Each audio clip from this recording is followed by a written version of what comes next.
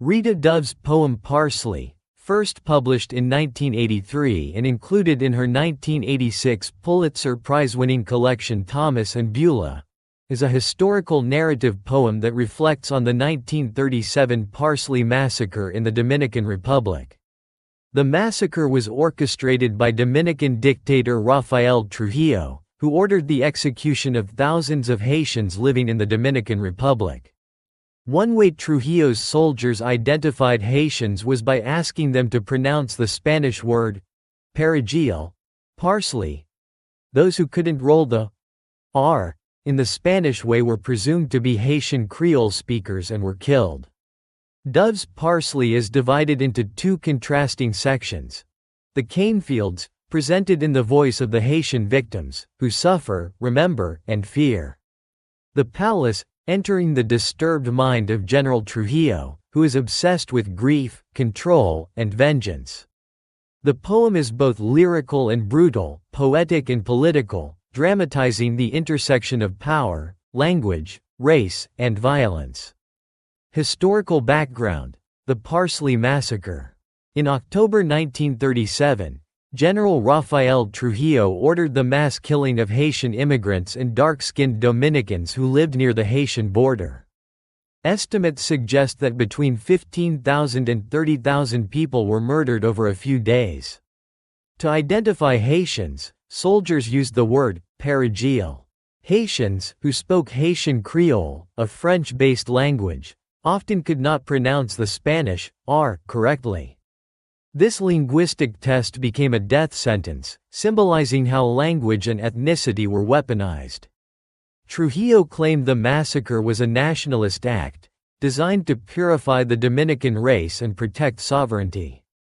In reality, it was an act of ethnic cleansing, rooted in anti-Haitian racism, reflecting long-standing tensions between Haiti and the Dominican Republic. Summary of the poem. Section by section. Section I. The cane fields. This part of the poem is told from the collective voice of the Haitians working in the sugarcane fields. It is filled with tropical imagery, grief, and ominous foreshadowing. Opening lines. There is a parrot imitating spring, in the palace, its feathers parsley green. The opening juxtaposes the natural world, parrot, spring, with the artificial cruelty of the palace. The parrot, a bird of mimicry, symbolizes imitation, language, and superficial beauty, echoing Trujillo's obsession with perfection in speech. The grief and physical hardship. The cane fields are sites of labor and suffering. The workers remember a woman who died, likely in childbirth. They recall her pain, her tears. The grief is both personal and communal. We lie down screaming as rain punches through, and we come up green. The image of people lying in the fields, screaming under rain, suggests the pervasive, inescapable nature of trauma. The phrase, "we come up green," connects them to the parsley, a plant that becomes a symbol of their execution. Language is violence. Language is central to the fear. The workers cannot pronounce perejil correctly, and they know this will lead to death. Some of the peasants say the parrot is a demon. They say he's seen the general.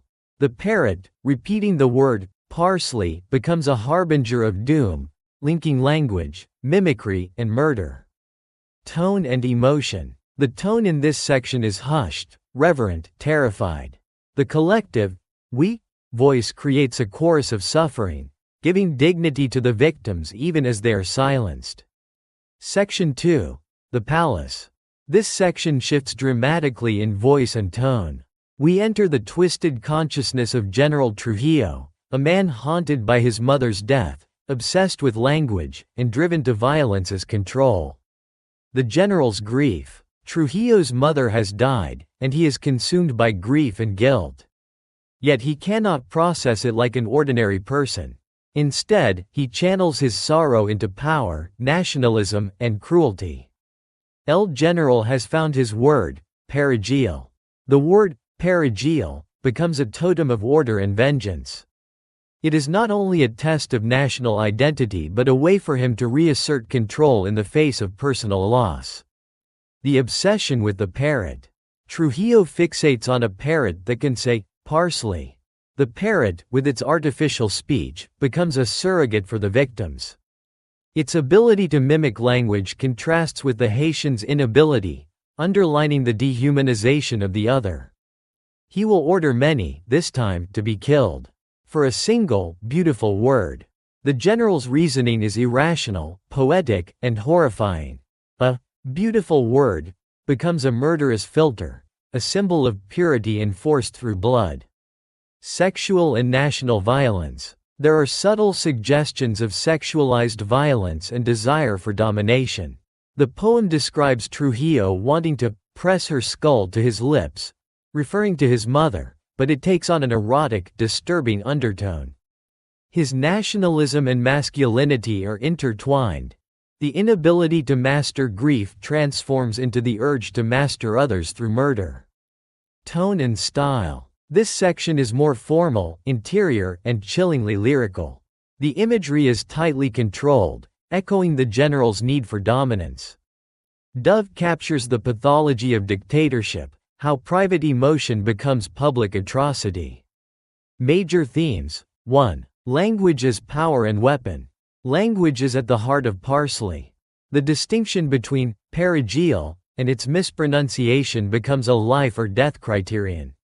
In this world, the ability to speak correctly, according to the colonizer's standard, determines humanity. The parrot's mimicry underscores the absurdity of this standard. A bird can pronounce perigeel, but human beings are executed for saying it wrong. Dove critiques the use of linguistic purity as a proxy for racial or national purity, showing how language becomes a tool of genocide. Trujillo's obsession with the word shows how language is fetishized by those in power, becoming a symbol of control, order, and exclusion. 2. Violence and dehumanization. The poem confronts state-sanctioned violence, particularly the dehumanization of black bodies. Trujillo does not see Haitians as individuals, he sees them as pests, a threat to Dominican identity. Dove portrays the victims as humane, grieving, remembering, laboring, while the general is consumed by power, fear, and delusion. The poem reminds us how easily violence is justified by constructed differences, in language, skin color, or ancestry. 3. Grief and madness. Trujillo's response to his mother's death reveals how private loss can morph into public atrocity. His inability to process grief becomes a justification for mass murder. This psychological reading suggests that dictators often project internal instability onto the world, seeking to purify or punish others in place of healing themselves. The peasants also grieve, but their grief is communal and shared. The general's grief is solitary and destructive, revealing two opposing models of emotional response: mourning as memory versus mourning as madness. 4. Nature and artificiality. Dove frequently uses natural imagery, parsley, cane fields, parrots, to contrast the organic world with man-made brutality. Parsley, a simple herb, becomes a symbol of death. The parrot, a natural creature trained to mimic, becomes more valued than human life. The cane fields, symbols of labor and sustenance, become burial grounds. This inversion of natural associations reflects the moral inversion of a world where language kills and beauty masks horror. Poetic devices and style. 1. Structure and dual voice. The two-part structure allows Dove to juxtapose victim and perpetrator, reality and pathology, community and tyranny. The cane fields uses plural voice, collective memory, and lyrical repetition to evoke the shared trauma of the victims. The palace uses interior monologue, third-person limited perspective, and controlled syntax to portray Trujillo's psychological disintegration. 2. Imagery and symbolism. Parsley, a symbol of linguistic, racial, and cultural purity, transformed into a tool of murder. The parrot represents mimicry, artificiality, and the perversion of communication. Cane fields, symbols of colonial exploitation, slavery, and anonymous suffering. Rain and green, associated with nature, life, and renewal, but here, twisted into elements of grief and terror. 3. Tone and language. Dove's tone is restrained yet piercing, alternating between poetic lyricism and documentary realism. Her language is evocative but never indulgent, allowing the horror of events to emerge through suggestion rather than graphic detail. For example, he cannot listen.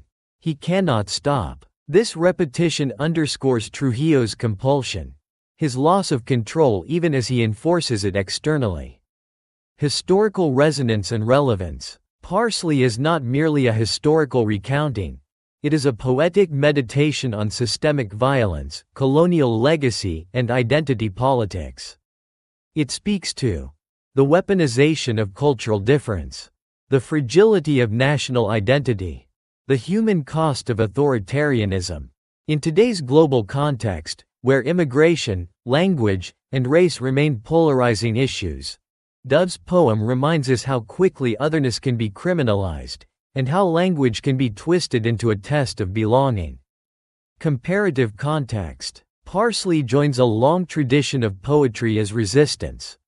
Like W. H. Auden's September 1, 1939, it captures the inner workings of tyrants. Like Claude McKay's If We Must Die, it dignifies the voices of the oppressed. Like Seamus Heaney's poetry, it explores language, identity, and conflict in a colonial, post-colonial framework. What distinguishes Dove's approach is her lyrical subtlety, narrative compression, and her ability to embody both victim and perpetrator without flattening or absolving either. Conclusion. Rita Dove's Parsley is a harrowing, masterful poem that uses language as both theme and weapon.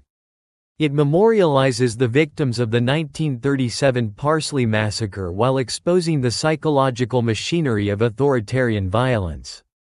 Through vivid imagery, dual perspectives, and a nuanced exploration of grief, power, and speech, Dove reminds us that the politics of language are never neutral, and that in the hands of tyrants, even a harmless herb can become a sign of death. Ultimately, Parsley is not just about a historical atrocity.